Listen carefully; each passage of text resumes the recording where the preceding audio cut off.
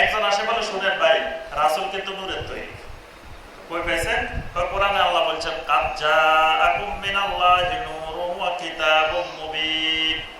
আল্লাহ বলছে তোমাদের কাছে আল্লাহর পক্ষ থেকে নূর এসেছে, কিতাবুম মুবিন এসেছে। নূর আমার রাসূল, বাস রাসূল নূরের তৈরি, দলিল তো পাওয়া গেছে। এটা তো আয়াতের একটা অংশ। আপনি পুরো আয়াত তেলাওয়াত করেন, এটা কাদেরকে বলছেন আল্লাহ পাক? এর আগে আল্লাহ রাব্বুল আলামিন আহলে কিতাবদেরকে বলছেন, ও আহলে কিতাবেরা, তোমরা যা কিছু গোপন করতেছো আমার রাসূল তোমাদের কাছে সব কিছু প্রকাশ করে দিচ্ছে।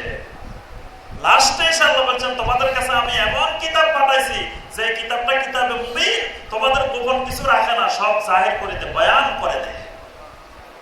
এটা নবী সাল্লাল্লাহু আলাইহি ওয়াসাল্লামের ব্যাপারে না, শুধু একজন তাফসীরকারক বলছেন যে নূর মানে মুহাম্মদ সাল্লাল্লাহু আলাইহি ওয়াসাল্লাম, নূরের তৈরি না, কিন্তু মুহাম্মদ সাল্লাল্লাহু আলাইহি ওয়াসাল্লামের রূপ করতে নূর, কারণ হলো নবী সাল্লাল্লাহু আলাইহি ওয়াসাল্লামের মাধ্যমে হেদায়েতের আলো সারা দুনিয়াতে ছড়িয়ে পড়ছে, অন্ধকার দূরীভূত হয়েছে, ইহুদিদের গোপন তথ্য সব ফাঁস হয়ে গেছে। তাহলে আয়াতটা যদি পরিপূর্ণ তেলাওয়াত করতো তাহলে কিন্তু এই সমস্যাটা হতো না। এজন্য আহলুল বিদআর বড় বৈশিষ্ট্য যে আয়াতের অংশ বিশেষ তেলাওয়াত করা। দেখবেন আমাদের দেশে এই যে আয়াতটা তেলাওয়াত করলাম, আনুগত্যের আয়াত, সূরা আন-নিসার 59 নম্বর আয়াত, এখানে এতটুকু তেলাওয়াত করে শেষ যে দেখেন আল্লাহ বলছেন আল্লাহর আনুগত্য করতে হবে, রাসূলের আনুগত্য করতে হবে, মাযহাব মানতে হবে, বাস। এরপরে আর নাই। উলিল আমরে মিনকুমের অর্থ হয়েছে, ব্যাখ্যা হয়েছে কি?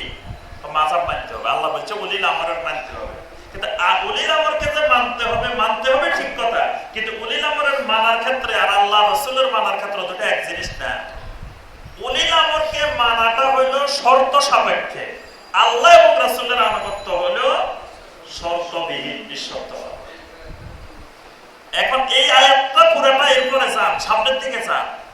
আল্লাহ পাক বলতেছেন যে উলিল আমরে মিনকুম ফাইন তানাযাতুম ফি শাইইন ফারুদ্দুহু ইলাল্লাহি ওয়ার রাসূল। আল্লাহ পাক বলে দিচ্ছেন, যখন তোমাদের উলিল আমরদের মধ্যে তানাজু দেখা দিবে, একজন বলতেছে এটা এইভাবে হবে, আরেকজন বলতেছে এটা এইভাবে হবে, একজন বলে এটা এমনি সুন্নাত, আরেকজন বলে এটা এমনি সুন্নাত, আল্লাহ পাক বলতেছেন দুইজনের কথা বাদ দিয়ে দাও। দুইজন উলিল আমর বাদ দিয়ে কি করবা?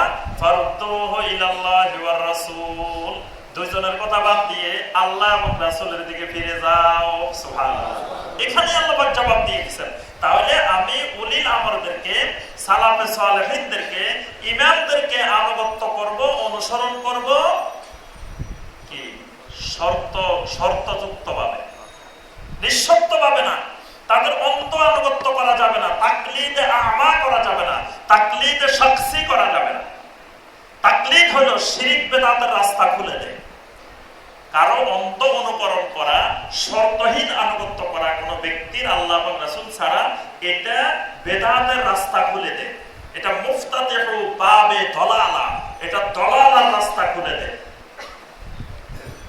যত শিরক এবং বেদাতের আবিষ্কার হয়েছে পৃথিবীতে এই পর্যন্ত, এবং বর্তমান দুনিয়াতে যত শিরক এবং বেদাত প্রচলিত আছে, তার সবগুলোর গোড়া খুঁজতে দেখা যাবে মূল কারণ হলো তাকলিদ আল আমা, অন্তভাবে তাকলিদ করা। তাকলিদ কাকে বলা হয়? তাকলিদ হলো কোন ব্যক্তিকে এমন ভাবে অনুসরণ করা বেগাইরে দলিল, দলিলবিহীন। দলিল দরকার নাই, উনি তো দলিল। কমিয়া অমুক আল্লামা বলছেন, আল্লামা অমুক রহমতুল্লাহ আলাইহি বলছেন, আল্লামা অমুক দাবা বলছেন, এটাই তো দলিল। আবার কিসের দলিল খোঁজো মিয়া? অমুক যে দাবা বলছি ওই দাবাই তো একজন দলিল। কি বলেন? অমুক দাবাই তো দলিল, ব্যক্তি তো দলিল। উনি বলার পরেও যদি আবার যে এটা কোথায় পাইছেন, কোন আয়াতে পাইছেন, কোন হাদিসে পাইছেন, তো তুমি ফিতনা ছড়াইতেছো, তুমি গোমরাহ হয়ে গেছো। ব্যক্তি দলিল, এই ব্যক্তিকে দলিল মনে করা, এটার নাম তাকলিদ। ব্যক্তি দলিল না, দলিল হলো কোরআন এবং সুন্নাহ। কোরআন এবং সহিহ হাদিস হলো দলিল। ব্যক্তি যতক্ষণ কোরআন এবং সুন্নাহর অনুকূলে, ততক্ষণ আমি তার আনুগত্য করব। যখন ব্যক্তি কোরআন সুন্নাহর বাহিরে, আমি তার ধারে কাছে নাই। আমার কাছে ব্যক্তি মুখ্য বিষয় না, মুখ্য বিষয় কি? দলিল। এই জন্য সালাফে সালেহিনদের, আইম্মায়ে কেরামদের আনুগত্য করা লাগবে, অনুসরণ অবশ্যই করতে হবে, কিন্তু অনুসরণটা হবে এই নীতিমালার ভিত্তিতে, তিনি যেটা নির্দেশনা আল্লাহ এবং রাসূলের নির্দেশনার ভিত্তিতে দিবেন, বাস আমার সাথে কোনো দ্বিমত নাই। আর যেটা সহিহ হাদিসের সাথে মিলবে না সেটার সাথে আমি নাই। যদি ইমাম শাফি রাহমাতুল্লাহ আলাইহির কোনো মত সহিহ হাদিসের সাথে মিলে যায়, তা আমি ওই দলিলের সাথে আছি। শাফির সাথেও নাই, আবু হানিফা রাহমাতুল্লাহ আলাইহির সাথেও নাই। আমার ব্যক্তি মূল বিষয় না, আমার মূল বিষয় কি? দলিল। আচ্ছা, এবার আপনাদেরকে প্রশ্ন, তা আপনারা যদি মনে করেন যে না আমার ব্যক্তি দরকার নাই, দলিলের দরকার, তা আপনি দলিলের কি বুঝেন? আপনি বাংলা বুখারী পড়ি পড়ি আবার সর্বনাশ করবেন। সব মসজিদে মসজিদে বাংলা বুখারী বলে নিচে লইলে হাঁটবেন আর ইমাম সাহেবদেরকে প্রশ্ন করবেন, আর মসজিদে ইমাম সাহেবরা আপনার জ্বালায় অতিষ্ঠ হয়ে যাবে যে ইমাম সাহেবরা এখন বলা শুরু করবে যে আপনি মনে হয় বাংলা বুখারী পড়ি পড়ি আমল শুরু করে দিচ্ছেন, কারণ আপনি তো দলিল বুঝেন না। জি, এই ক্ষেত্রে ওই যুগে যে সমস্ত ওলামায়ে কেরাম, যেই যুগে যারা জীবিত থাকবেন, যারা নির্ভরযোগ্য কোরআন সুন্নাহর আলেম, যাদের আকীদা বিশুদ্ধ, যাদের মানহাজ বিশুদ্ধ, এইরকম আলেম কিয়ামত পর্যন্ত যুগে যুগে আল্লাহ রাব্বুল আলামিন জমিনে রাখবেন। কেউ যদি হকের উপরে চলতে চায়, ওই উলামায়ে কেরামেরা দলিল কোনটা বিশুদ্ধ এটা গবেষণা করে আমাদেরকে বলে দিবেন। আজকের জামানায় আপনি যদি জানতে চান যে এই বিষয়ে 5টা দলিল আছে, কোন দলিলটা সবচেয়ে বিশুদ্ধ, এটা জানা মুহূর্তের ব্যাপার। পৃথিবীর কোন আলেম থেকে জানতে চান, কত বড় আলেম থেকে জানতে চান, আপনি জানতে পারবেন কি? জানতে পারবেন না? বর্তমান দুনিয়ার যারা সবচেয়ে বড় আলেম, তাদের থেকে আপনি জেনে নিতে পারবেন কোন দলিলটা সবচেয়ে বিশুদ্ধ। তাহলে ইমাম আবু হানিফা রাহমাহুল্লাহকে আমরা মানব, অনুসরণ করব, সম্মান করব। কোন ভিত্তিতে? দলিলের ভিত্তিতে। দলিল যেটা তার কোরআন সুন্নাহর সাথে মিলে যাবে, সহিহ হাদিসের সাথে মিলে যাবে, সেটার আমরা আনুগত্য করতে, মেনে নিতে কোনো অসুবিধা নাই। কিন্তু যেটা মিলবে না সেটাও আমরা তার চেহারার দিকে তাকাই না, আমি এত বড় ইমাম, তার কথা আবার উনি বলছে, এই কথা বললে তাহলে গোমরাহির সম্ভাবনা আছে। আচ্ছা, এবার আসেন ইমাম আবু হানিফা রাহমাহুল্লাহর চিন্তাধারা আর বর্তমানে আমাদের চিন্তাধারা পার্থক্য হয়ে গেছে, মিল নেই। আমরা পরিচয় দিই আবু হানিফা রাহমাহুল্লাহর অনুসারী, কিন্তু আবু হানিফা রাহমাহুল্লাহর আকীদার সাথে, মানহাজের সাথে, চিন্তাধারার সাথে আমাদের মিল নাই। কোন কোন জায়গায় মিল নেই আমি শুধু কয়েকটা পয়েন্ট বলে আমাদের সময় শেষ, আমরা সংক্ষেপে শেষ করবো যে কোন কোন জায়গাগুলোতে আমাদের গড় মিল, সবচেয়ে বড় গড় মিল, কম ছোটখাটো গড় মিল না, বড় বড় গড় মিল। শিয়াদের একটা বিশাল অংশ নিজেদেরকে হানাফি পরিচয় দেন, হানাফি মাযহাব অনুসরণ করে। কারা? কথা বলেন। শিয়ারা 3 ভাগে বিভক্ত, বড় বড় 3টা ভাগ। একটা ভাগ হলো শিয়া জায়দিয়া। এই শিয়া জায়দিয়া যে অংশটা, এরা হানাফি মাযহাবের অনুসারী। তাহলে এরা দেখেন ইমাম আবু হানিফা রাহমাহুল্লাহর আকীদার সাথে তাদের আকীদার মিল নেই, কিন্তু তারা পরিচয় দেয় কি? হানাফি। আচ্ছা, আমাদের দেশে কাদিয়ানি আছে না?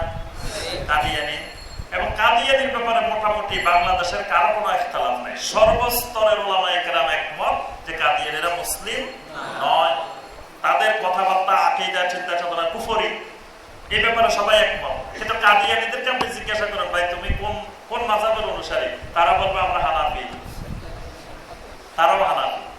তাহলে তাদের আকীদার সাথে ইমাম আবু হানিফা রাহমাহুল্লাহর আকীদার মিল আছে? কোনো মিল নেই। আব্বাসী যুগে মুতাজিলাদের বিশাল একটা অংশ তার হানাফি ছিল। ইমাম আহমদ বিন হাম্বল রাহমাহুল্লাহকে যারা অত্যাচার করছে, নির্যাতন করছে, ইমাম আহমদ বিন হাম্বল রাহমাহুল্লাহ ওই সময় রাষ্ট্রীয়ভাবে বিভিন্ন পদে, বিভিন্ন প্রদেশে প্রদেশে যারা কাজী হিসেবে ছিলেন, এরা সব আলেমেরা হানাফি ছিল, কিন্তু হানাফি আবার মুতাজিলা ছিল। এবং সবাই ইমাম আহমদ বিন হাম্বল রাহমাহুল্লাহর আকীদা, যে তিনি যে আকীদা আল কোরআন গায়রে মাখলুক, যেটার উপরে তিনি বহাল ছিলেন, কঠিন কঠিন নির্যাতন তার সামনে আসছে, তবুও তিনি এই আকীদা থেকে বিন্দুমাত্র সরেন নাই। সেই সময় ওই রাষ্ট্রীয় চেয়ারে যে আলেমগুলো বসা ছিলেন, এরা সবাই হানাফি ছিলেন, মুতাজিলা ছিলেন, ওই আকীদা, কোরআন মাখলুক আকীদা বিশ্বাসী হয়ে গেছিলেন। তাহলে ওই মুতাজিলারা যে পরিচয় দিচ্ছে আমরা হানাফি, তারা কি ইমাম আবু হানিফা রাহমাহুল্লাহর আকীদার সাথে মিল ছিল? ছিল না। আচ্ছা, ইমাম আবু হানিফা রাহমাহুল্লাহ কোন তরিকার ছিলেন? চিশতিয়া তরিকা, কাদেরিয়া, নকশবন্দিয়া, মুজাদ্দিদিয়া, সোহরাওয়ার্দিয়া, চিশতিয়া, সাবেরিয়া, কোন তরিকা? জি, তরিকায়ে মুহাম্মদ রাসূলুল্লাহ সাল্লাল্লাহু আলাইহি ওয়াসাল্লামের অনুসারী। তাহলে এখন যারা আমরা আবু হানিফা রাহিমাহুল্লাহর পরিচয় দিচ্ছি, হানাফি পরিচয় দিচ্ছি, অথচ আমরা বলি যে আমি হানাফি চিশতি, আমি হানাফি নকশবন্দি, আমি হানাফি মুজাদ্দিদি। তাহলে আবু হানিফা রাহিমাহুল্লাহর আকীদার সাথে আকীদার মিল নাই। এই জন্য আমরা ইমাম আবু হানিফা রাহিমাহুল্লাহকে অনুসরণ করি, মহব্বত করি। এই কথা বলার সুযোগ নাই যে আমরা আবু হানিফা রাহিমাহুল্লাহর বিরোধী, আবু হানিফা রাহিমাহুল্লাহকে গালিগালাজ করি, আমরা খারাপ মনে করি। আল্লাহু আকবার। আমি অসংখ্য জায়গায় বলছি যে আমাদের উলামায়ে কেরামদের মধ্যে কোনো আলেম ইমাম আবু হানিফা রাহিমাহুল্লাহকে অসম্মান করেন না। সবাই আমরা সম্মানের দৃষ্টিতে দেখি, সবাই আমরা তাকে অনুসরণ করি, তাকে মহব্বত করি, তার আকীদাকে আমরা বিশুদ্ধ আকীদা মনে করি। আমরা শুধু ফিকহি ক্ষেত্রে তাকে সীমাবদ্ধ রাখি না, আমরা আকীদার ক্ষেত্রেও তাকে অনুসরণ করি। কয়েকটা আকীদার কথা বলি। একটা হলো আল্লাহর সিফাতের ব্যাপারে আকীদা। আল্লাহর সিফাতগুলোর ব্যাপারে আমাদের সমাজে সবচেয়ে বিভ্রান্ত আকীদা, বাতিল আকীদা হয়ে গেছে আল্লাহর সিফাতের ব্যাপারে। আল্লাহর সিফাতগুলোকে কেউ অস্বীকার করে, আবার কেউ আল্লাহর সিফাতকে ব্যাখ্যা করে। কেউ আল্লাহর সিফাত ব্যাখ্যা করে, কেউ আবার আল্লাহর সিফাতকে অস্বীকার করে। কেউ কেউ বলে যে আল্লাহর কোন সিফাত, যেমন আল ইস্তাওয়া মা'লুমুন সুম্মা ইস্তাওয়া আলাল আরশ। কোরআনে আল্লাহ পাক কয়েক জায়গায় বলছেন আল্লাহ পাক আরশের উপরে উঠেছেন, রহমান আরশে উঠেছেন, আরশের উপরে উঠেছেন। আল্লাহ বলতেছেন আরশের উপরে উঠেছেন, আর বান্দা বলেছে না না না, খবরদার, আল্লাহ আবার আরশে উঠে কেমনে? তাহলে আল্লাহর কথাকে অস্বীকার করা, আল্লাহর সিফাতকে অস্বীকার করা। কেউ আল্লাহর সিফাতকে অস্বীকার করেন, আবার কেউ আল্লাহর সিফাতকে ব্যাখ্যা করেন, বলেন যে না, রহমান আরশে উঠছেন মানে আল্লাহর ক্ষমতা বেড়ে গেছে। তাহলে আল্লাহর ক্ষমতা কি আগে কম ছিল? আল্লাহর ক্ষমতা কি বাড়ে আর কমে নাকি? আল্লাহ রাব্বুল আলামিন যতটুকু সিফাতের ব্যাপারে বলছেন, এটাকে কোনো প্রকার ব্যাখ্যা বিশ্লেষণ ছাড়া, আল্লাহকে সিফাত মুক্ত করা ছাড়া, এতটুকুর উপরে সরলভাবে বিশ্বাস করা, আকীদা পোষণ করা, এটাই হলো আহলুস সুন্নাহ ওয়াল জামাতের আকীদা, সাহাবায়ে কেরামের আকীদা, ইমাম আবু হানিফা রাহিমাহুল্লাহর আকীদা। কিন্তু দেখা যায় এখন আমরা তার পরিচয় দিয়ে তার আকীদার সাথে মিল নেই। ফিকহুল আকবরের 221 নম্বর আয়াত ডক্টর আব্দুল্লাহ জাহাঙ্গীর রাহিমাহুল্লাহ তিনি ফিকহুল আকবরের অনুবাদ করে গেছেন। দেখবেন এখানে ইমাম আবু হানিফা রাহিমাহুল্লাহর সিফাতের ব্যাপারে স্পষ্ট তার বর্ণনা আছে বিস্তারিত। যে বর্ণনার সাথে বর্তমান আমরা যারা হানাফি পরিচয় দিচ্ছি আমাদের মিল নেই। আমাদেরকে যদি জিজ্ঞাসা করে আল্লাহ কোথায়, আমরা বলি যে আল্লাহ সর্বত্র বিরাজমান। হানাফি পরিচয় দিয়ে বলে যে আল্লাহ সর্বত্র বিরাজমান, কিন্তু ইমাম আবু হানিফা রাহিমাহুল্লাহ এটা বিশ্বাস করতেন না। তিনি বলতেন আল্লাহু ফিস সামা ওয়া ইলমুহু ফি কুল্লি মাকান। আল্লাহ পাক উপরে, আল্লাহ পাক আরশে। তাহলে আবু হানিফা রাহিমাহুল্লাহর আকীদার সাথে আমাদের আকীদা মিলে নাই। তারপরে দেখেন ইমাম আবু হানিফা রাহিমাহুল্লাহ আল ফিকহুল আকবরে লিখছেন ওয়ালাহু ইয়াদুন ওয়া ওয়াজহুন ওয়া নাফসুন ফামা যাকারাহুল্লাহু তাআলা ফিল কুরআন। আল্লাহ পাক কোরআনে কারিমে আল্লাহর ইয়াদের কথা বলছেন, হাতের কথা বলছেন, চেহারার কথা বলছেন, নফসের কথা বলছেন, আল্লাহর আরো কত সিফাতের কথা বলছেন। ইমাম আবু হানিফা রাহিমাহুল্লাহ বলছেন এই সিফাতগুলোকে বিশ্বাস করতে হবে বেলা কাইফিন, কোন প্রকারের ধরনবিহীন, আবার কোন প্রকারের সিফাতকে অস্বীকারবিহীন।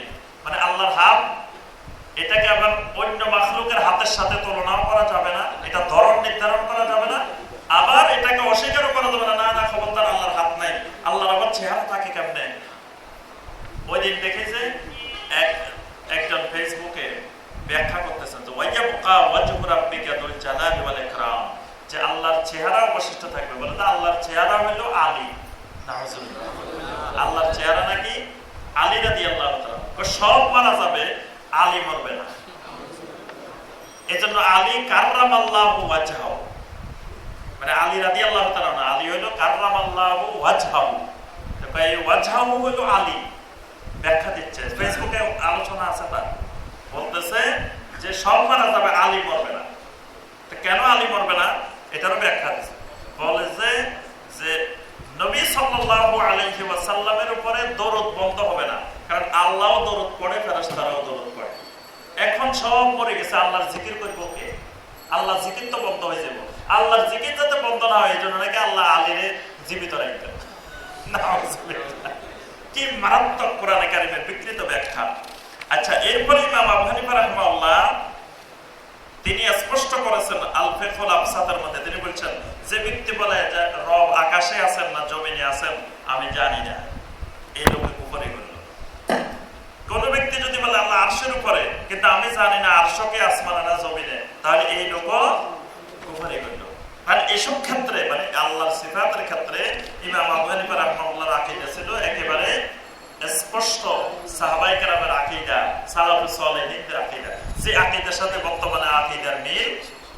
ইমাম আবু হানিফা রাহিমাহুল্লাহর একটা কথা আছে, প্রসিদ্ধ কথা, ইজা সাহাল হাদিসু ফাহুয়া মাযহাবি। এই কথাটা এখনো হানাফি মাযহাবের প্রসিদ্ধ কিতাব হাশিয়া আব্দুল মুহতার এই কিতাবের মধ্যে এখনো বর্তমানেও লেখা আছে এবং অসংখ্য ফাতহুল কাদিরের মধ্যে এটার ব্যাখ্যা করা হয়েছে যে কোন ব্যক্তি যদি, এবং হেদায়ার ব্যাখ্যার মধ্যেও এই কথাটার ব্যাখ্যা করা আছে ইমাম আবু হানিফা রাহিমাহুল্লাহ, যে কোন ব্যক্তি যদি ইমাম আবু হানিফা রাহিমাহুল্লাহর কথার খেলাফ সহিহ হাদিস পায়, তাহলে সে যদি আবু হানিফা রাহিমাহুল্লাহর কথা বাদ দিয়ে সহিহ হাদিসের আমল করে, তাহলে ইমাম আবু হানিফা রাহিমাহুল্লাহ বলছেন যে সে হানাফি মাযহাব থেকে বের হবে না। কারণ সহিহ হাদিসের উপরে আমল করাটাই ইমাম আবু হানিফা রাহিমাহুল্লাহর মাযহাব। কিন্তু এখন দেখা যায় ইমাম আবু হানিফা রাহিমাহুল্লাহর কথার বাইরে আমল করলে তাকে শুধু মাযহাব থেকে না, তাকে একবার ইসলাম থেকে বের করে দেওয়া হয়। মনে হচ্ছে যে ইমাম আবু হানিফা রাহিমাহুল্লাহর মতের উপরে আমল করলে মুসলিম, মতের উপরে আমল না করলে মুসলিমই নাই, নাউজুবিল্লাহ। তাহলে এটা হলো আপনার মহব্বতের ক্ষেত্রে, অনুসরণের ক্ষেত্রে ভুলু, অনুসরণের সীমালঙ্ঘন, অনুসরণের অতিরঞ্জন। এই জন্য সম্মানিত ভাই ও বোনেরা, আমার আলোচনা দীর্ঘায়িত করবো না। তো মূল কথা হলো যে ইমাম আবু হানিফা রাহিমাহুল্লাহ আমাদের সালাফ। ইমাম আবু হানিফা রাহিমাহুল্লাহকে আমরা মহব্বত করি, ইমাম আবু হানিফা রাহিমাহুল্লাহকে আমরা অনুসরণ করি, তবে আমরা নিঃশর্ত অনুসরণ করি না, চোখ বন্ধ করে দলিল দেখা ছাড়া যে এটা উনি বলছেন বাস, ভুল বলছে সত্য বলছে আমার দেখা দরকার নাই, আমি চোখ বন্ধ করে মেনে নিলাম, এইরকম অনুসরণ করি না। আমরা তাকলিদে শাখসি করি না, তাকলিদে আম্মি করি, কিন্তু তাকলিদে শাখসি করি না। কোন ব্যক্তিকে তাকলিদ করি না, একক ব্যক্তির তাকলিদ করি না। আমরা সকল ইমামকে অনুসরণ করি।